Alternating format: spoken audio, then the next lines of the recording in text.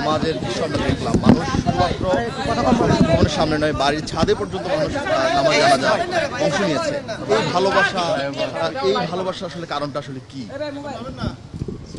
এই ভালোবাসার কারণ হচ্ছে যে বাংলাদেশের রাজনীতিতে একটা বিরল ব্যক্তিত্ব, যিনি তার নীতির প্রশ্নে কখনো আপোষ করেননি এবং দেশের স্বাধীনতার সার্বভৌমত্বের প্রশ্নে কখনো আপোষ করেননি, এবং যিনি তার সমস্ত জীবনই গণতন্ত্রের প্রতিষ্ঠার জন্য সংগ্রাম লড়াই করেছেন, কারাভোগ করেছেন এবং শেষ দিন পর্যন্ত তিনি অসুস্থ ছিলেন কিন্তু কখনো আপনার এই দেশ ছেড়ে চলে যাননি।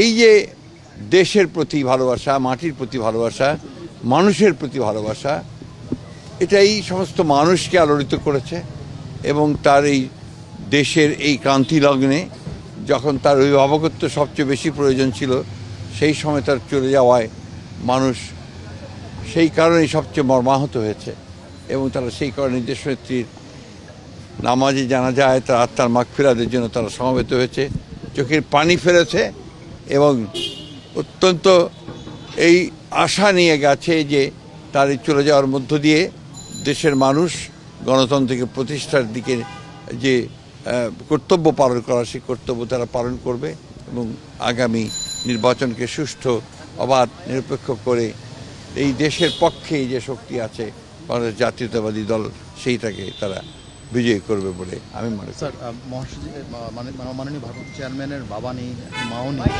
তিনি কেমন আছেন? আপনাদের উপর দায়িত্বটা বেড়ে গেল কিনা? না, নিঃসন্দেহে আপনার দেশনেত্রী বেগম খালেদা জিয়া যে একটা অবস্থান তৈরি করে গেছেন এবং তার পুত্র আমাদের নেতা যারা তারেক রহমান সাহেব, এর যেমন একটা দায়িত্ব আছে, ঠিক একই সঙ্গে বিএনপির প্রতিটি নেতাকর্মীর দায়িত্ব রয়েছে যে বাংলাদেশি জাতীয়তাবাদের যে দর্শন শহীদ প্রেসিডেন্ট জিয়াউর রহমান সাহেব দিয়ে গেছেন, সেটা দেশনেত্রী এবং খালেদা জিয়া সেই পতাকা তুলে ধরেছিলেন ওপরে, এবং স্বাধীনতার সার্বভৌমত্বের যে পতাকা সেটাও তিনি তুলে ধরেছিলেন।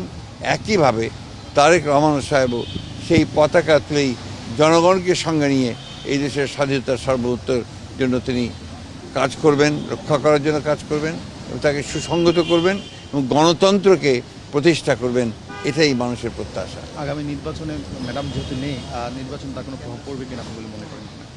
না, আমি তো মনে করি যে ম্যাডামের চলে যাওয়ার মধ্য দিয়ে যে জনগণের যে ভালোবাসা তৈরি হয়েছে, যে একটা আপনার আমি বলতে পারি যে মানুষের মধ্যে ইমোশনস কাজ করছে, সেই ইমোশনসগুলো তো নিঃসন্দেহে বাংলাদেশ জাতীয়তাবাদী দলকে আরও বেশি শক্তিশালী করবে। স্যার, কুলখানি থেকে শুরু করে বাকি আনুষ্ঠানিকতা নিয়ে কোনো এগুলো নিয়ে এখনো কোনো আলাপ হয়নি, সেটা পরে আলোচনা করে আপনাদের জানানো হবে।